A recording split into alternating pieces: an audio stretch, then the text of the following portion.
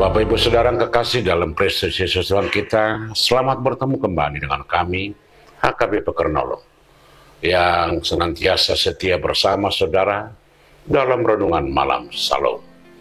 Untuk memulai renungan ini, kita berdoa. Bapa di sorga, di dalam Yesus Kristus Tuhan kami,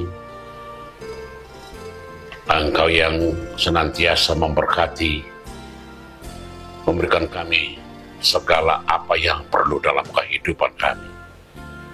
Secara khusus untuk malam ini, Engkau berbicara melalui firman.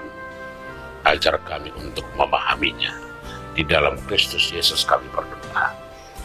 Amin. Saudara-saudara yang kekasih dalam Kristus Yesus Tuhan kita, firman Tuhan untuk kita malam ini sebagaimana ditetapkan oleh HKBP. Kita ambil dari 2 Korintus pasal 10 ayat yang pertama hingga ayat ke-10, dan yang menjadi ayat pembimbing ayat 3 dan 4. Demikian firman Tuhan. Memang kami masih hidup di dunia, tetapi kami tidak berjuang secara duniawi, karena senjata kami dalam perjuangan bukanlah senjata duniawi, melainkan senjata yang diperlengkapi dengan kuasa Allah yang sanggup untuk meruntuhkan benteng-benteng. Saya baca sekali lagi. Memang kami masih hidup di dunia, tetapi kami tidak berjuang secara duniawi, karena senjata kami dalam perjuangan bukanlah senjata duniawi, melainkan senjata yang diperlengkapi dengan kuasa Allah yang sanggup untuk meruntuhkan benteng-benteng. Demikian firman Tuhan. Saudara-saudara yang kekasih dalam Kristus Yesus Tuhan kita, Paulus, salah seorang rasul besar yang dalam kerasulannya sering mengalami tantangan dan hujatan. Karena memang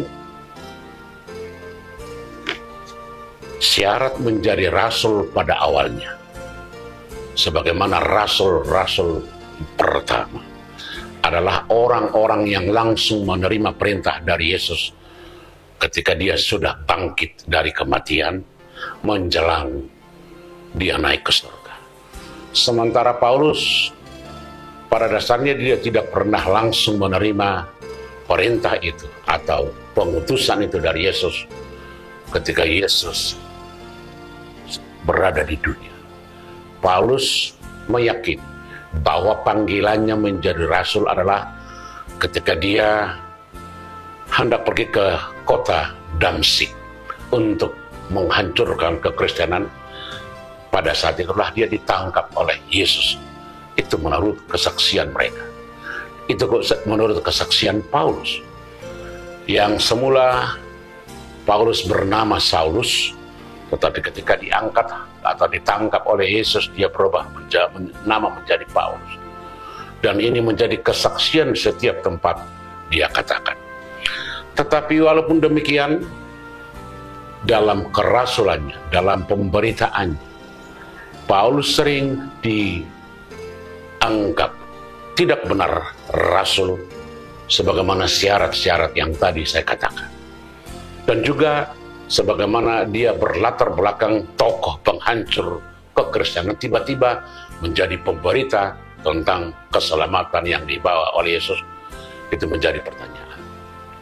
Dan ini menjadi tantangan tersendiri bagi Paulus. Ketika dia melayani jemaat-jemaat di sekitar Asia, mulai dari Yerusalem, Korintus, Galatia, Filipi, Kolose, dan jemaat-jemaat di sekitarnya, banyak orang meragukan kerasulannya.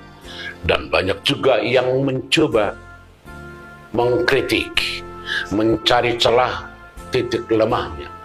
Contohnya dalam renungan kita ini, orang-orang yang tidak suka dengan Paulus berkata kepada Paulus bahwa Paulus hanya berani ketika dia menulis, tetapi ketika dia berhadapan, Paulus sebenarnya tidak berani, kata orang-orang lain. Karena itulah Paulus berkata dalam tulisannya ini, dalam firman ini, kalau saya bicara secara duniawi, sebenarnya saya berani, tetapi saya tidak lagi berpikir duniawi, karena Tuhan yang memilih, karena pekerjaan yang saya lakukan adalah pekerjaan yang berikan oleh Tuhan.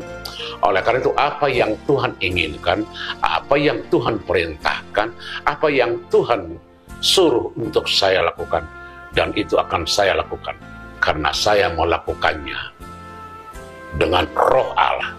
Itulah sebabnya saya mampu melakukan hal-hal yang luar biasa, bukan dari diri saya sendiri, tetapi atas kuasa Tuhan, sehingga mampu meruntuhkan benteng-benteng, kata Paulus.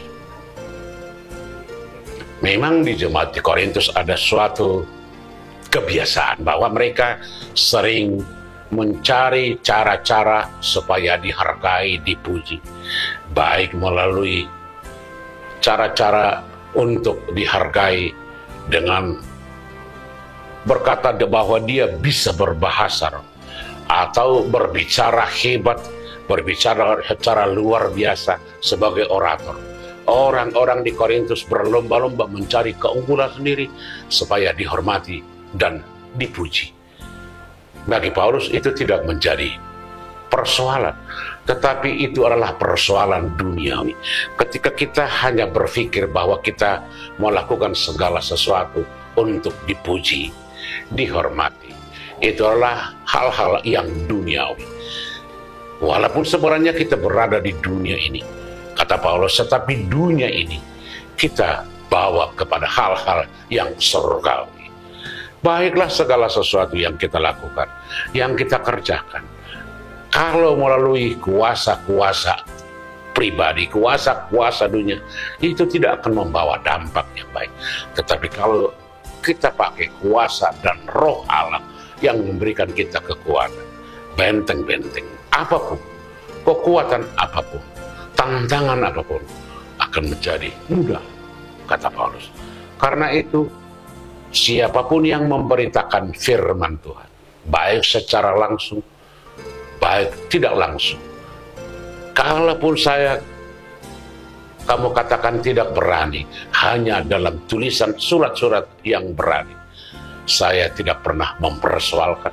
Tetapi yang saya perlukan adalah bagaimana firman Tuhan sampai, bagaimana kebenaran firman Tuhan itu harus bersuara dan harus disebarkan kepada setiap orang. Biarlah dunia ini menjadi tempat kita berkarya, menjadi tempat kita memperlihatkan kasih karunia Tuhan, agar dunia ini bukan lagi dikuasai yang duniawi, tetapi yang surgawi, yang menjadi dasar dan tujuan setiap orang. Terpujilah Tuhan. Amin. Kita berdoa. Pujian syukur kami persembahkan Tuhan untuk malam ini, karena kami telah menerima kuasa dari Engkau, agar melalui kami firman-Mu semakin disampaikan kepada setiap orang, setiap tempat, dan setiap situasi. Dan kuatkan kami untuk menjadi pelaku firman-Mu, bukan hanya pendengar, tetapi menghidupinya, meyakininya. Terima kasih, hanya di dalam Yesus kami berdoa.